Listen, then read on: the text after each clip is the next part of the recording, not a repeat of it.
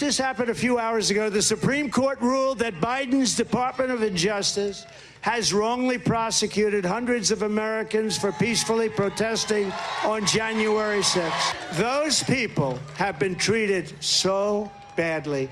On to the timing of all of this. President Trump has given a statement to Fox News Digital in the wake of this decision. I'll read it for you here, and Jonathan Turley, get your take on it, the other side. Former President Trump said, "I have been harassed by the Democrat Party, Joe Biden, Obama, and their thugs, fascists, and communists for years, and now the courts have spoken. This is a big win for our Constitution and for democracy. Now I am free to campaign like anyone else. We are leading in every poll by a lot, and we will make America great again."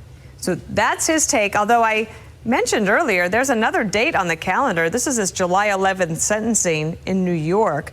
And I agree, Jonathan, with him when he says, "I'm free to campaign like anyone else." Will that be true at the end of the day on July 11th as well? Well, I would hope that the judge in New York would not impose a jail sentence, because I don't think it's warranted under New York law. But this case is not over. Jack Smith is not going to go quietly into that night. I want to note two other aspects of this opinion to complete this circle. The court deals with the so-called fake electors issue.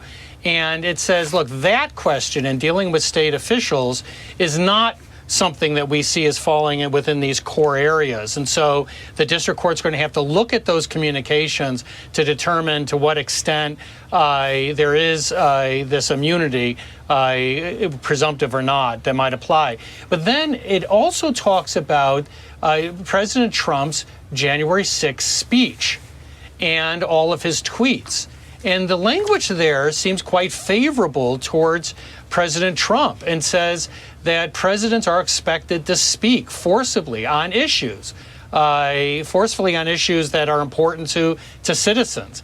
And it really puts a emphasis on the fact that this is something that presidents do. Many of us believe, certainly I do, that President Trump's speech was entirely protected under the First Amendment. But the court is also saying this is a function of what presidents do on matters that divide the public. So on that, you have another section that's going to help out the Trump team dramatically in front of the district court. The one area that might be a sticky point is going to be the electors issue. And even Trump's counsel in front of the court acknowledged that that was going to be a tougher one. But otherwise, this is a very good day for the former president. This opinion is quite favorable on most points. On the principle that there are no kings in America. Each of us is equal before the law. No one is above the law, not even the President of the United States. With today's Supreme Court decision on presidential immunity, that fundamentally changed. For all practical purposes, today's decision almost certainly means that there are virtually no limits on what a president can do. This is a fundamentally new principle, and it's a dangerous precedent, because the power of the office will no longer be constrained by the law, even including the Supreme Court of the United States. The only limits will be self-imposed by the president alone. This decision today has continued the court's attack in recent years on a wide range of long-established legal principles in our nation, from gutting voting rights and civil rights, to taking away a woman's right to choose, to today's decision that undermines the rule of law of this nation. Nearly 4 years ago, my predecessor sent a violent mob to the U.S. Capitol to stop the peaceful transfer of power. We all saw it with our own eyes. We sat there and watched it happen that day. Attack on the police, the ransacking of the Capitol, a mob literally hunting down the House Speaker, Nancy Pelosi, gallows erected to hang the Vice President, Mike Pence. I think it's fair to say it's one of the darkest days in the history of America. Now the man who sent that mob to the U.S. Capitol is facing potential criminal conviction for what happened that day. And the American people deserve to have an answer in the courts before the upcoming election. The public has a right to know. the answer about what happened on January 6th before they asked to vote again this year.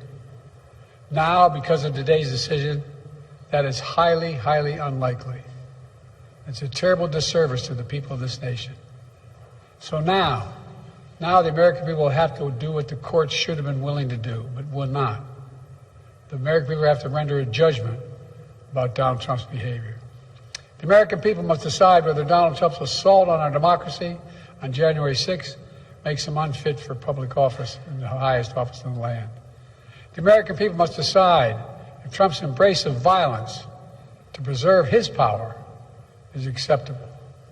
Perhaps most importantly, the American people must decide if they want to entrust the president once again, the presidency, to Donald Trump, now knowing he'll be even more emboldened to do whatever he pleases whenever he wants to do it. You know, at the outset of our nation, it was the character of George Washington, our first president, to define the presidency. He believed power was limited, not absolute. And that power always resides with the people, always. Now, over 200 years later, today's Supreme Court decision, once again, it will depend on the character of the men and women who hold that presidency that are going to define the limits of the power of the presidency, because the law will no longer do it. I know I will respect the limits of the presidential powers I have for 3.5 years, but any president, including Donald Trump, will now be free to ignore the law.